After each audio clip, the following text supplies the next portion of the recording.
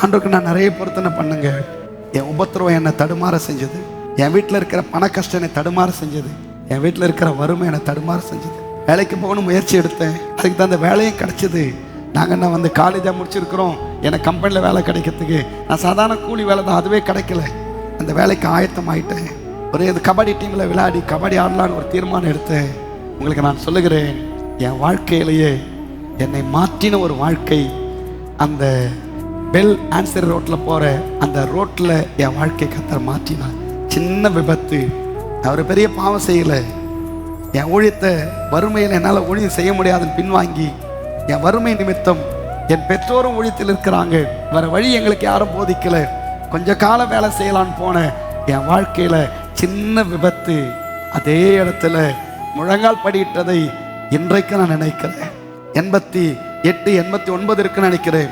அப்போ அந்த இடத்துல விபத்து நடந்து சைக்கிளில் போன அதே இடத்துல தேவ கிருபையினால கார்ல போக வேண்டிய வாய்ப்பை கர்த்தர் கொடுத்திருக்கிறாருங்க. இதெல்லாம் எப்படி செஞ்சாருங்க? நம்ம மனம் புதிதாக வேண்டும், நம்முடைய வாழ்க்கை புதிதாக வேண்டும்.